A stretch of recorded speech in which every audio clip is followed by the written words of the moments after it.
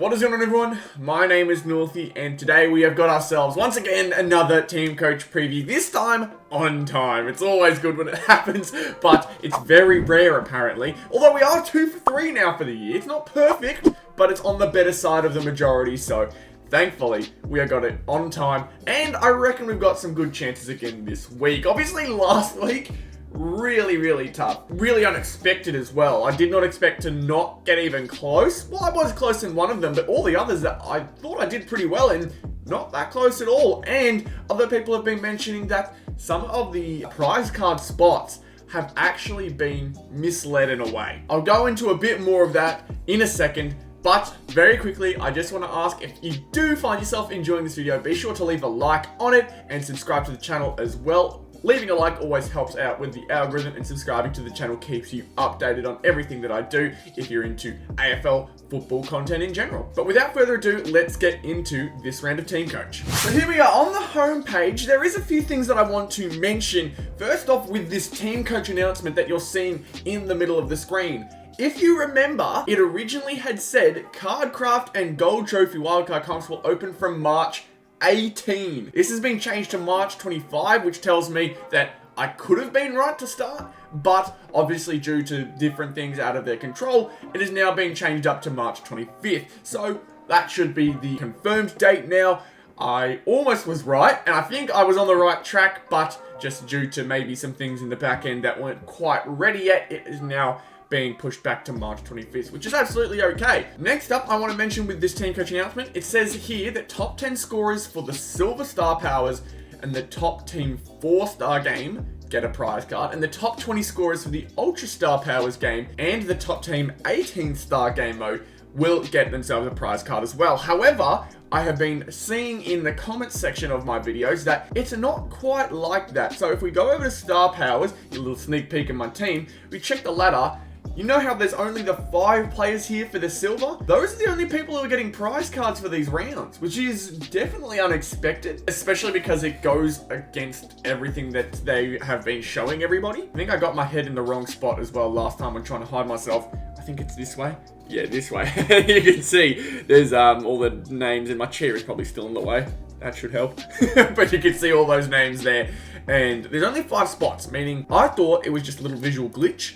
But apparently only these 5 got a prize card, because someone who finished in 9th position didn't get one. So, very strange, and you can see only 10 names here in the top 10 of Ultra. Those guys would have been the only ones who got a prize card, it seems. But I guess it just means more chances to get ourselves that Nick Dacos prize card. As you can see here, it's still available to pick up, and I thought it'd be gone, but if it is going off of the top 5 and top 10 that it's currently showing, then yeah, he technically, by definition, will still be available. There's no way he can't be. That means this next coming week there's a possibility he's out, but again, it's a matter of time, and if there's less spots to get into to win, it just makes it a hell of a lot more difficult, especially a top 5. A top 5 finish is going to be really difficult. It is definitely not something we should expect. Hopefully that's a fix-up soon, if it isn't the intentional way they're going. But I really do hope that with the year as it goes along,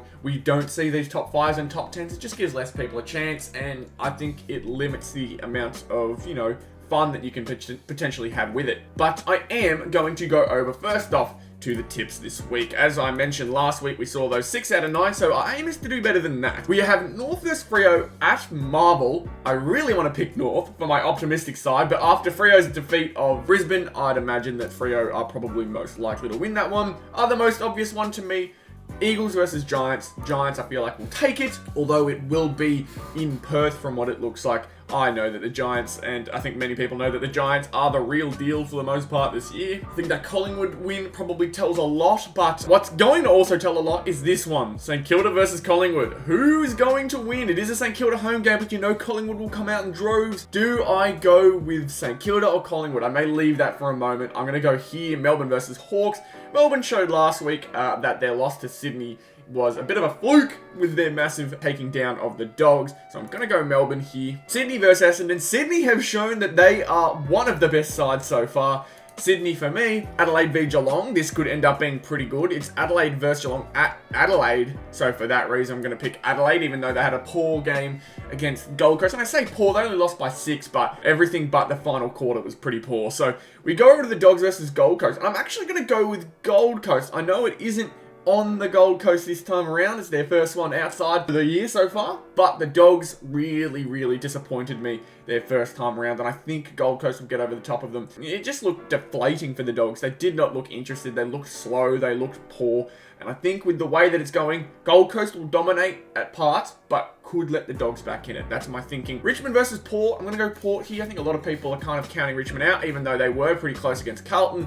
And then St Kilda versus Collingwood. This is the toughest one by far. Part of me feels like I need to go with Collingwood for the simple fact that they played so well last year. They're obviously grand final winners. They're premiership winners. They're defending champions. They should take it, but they've been poor to start. I am going to go with Collingwood. I think at their best, they are still one of the best in the competition, and they're just, after a bit of a rough start, trying to figure themselves out. Two pretty good sides in Greater Western Sydney and Sydney, so we'll see. I could be wrong. It's definitely going to be a tough one, and this week could go anyway. It really could, but now we're going to go into our game modes. We've got Star Powers first, and this is the team we've got. We've got ourselves Caleb Sarong, Tom Green, Lockie Whitfield, Nick Martin, and Maxi Gawn. So 3 of the same, 2 different. Josh Dunkley was my mighty last time around, but obviously Brisbane, along with Carlton, are not playing this weekend, so I have to take out Josh Dunkley.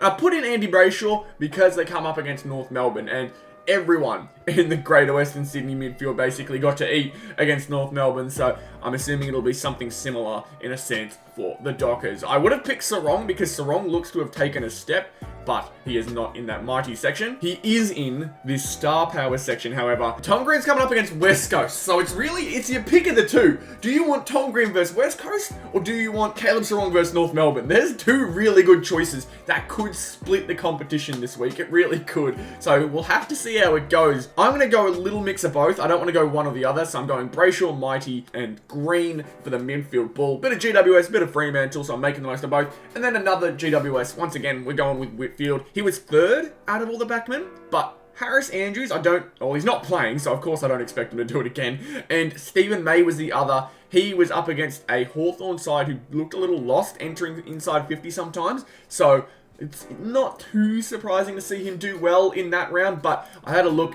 who was playing against Hawthorn. Sorry, I had it completely mixed up. They played against the Dogs. And yeah, like I said, the Dogs, their forward line looked lost for the most part. I think the only good one was Jamara Ugle-Hagan, so it's not really that good. And the only one in there is Daniel Rioli for Richmond. Will Day is also the Hawthorn player that's in there, so I'm not picking him up. Will Day may be a pick in the future, though. He's good when he's playing, obviously, but at his best last year, he was doing some really good things. Stephen May, though, I don't expect something that good this week. I'm going to stick with Whitfield. Hopefully, they both have good games, and you'll find out why I say that in a sec. Nick Martin, even though he did drop off a little bit towards the end, I'm going to stick with him. I think he started off really well, and if he can keep it up for the entirety of his game this week, Nick Martin should be able to have a 100+ point game. He should, but I'm not going to hold out hope for it. And then I've switched out my Trailblazer. He was good, Libber. 90 points is nothing to scoff at, but I've gone with Maxi Gawn because he seems to have found form. I think maybe that game against Sydney was just a one-off where he got beaten. He just looked so good. He looked like he was flowing around the field. And against Hawthorn, Ned Reeves, I don't think Ned is going to do too much to him. He could overpower him.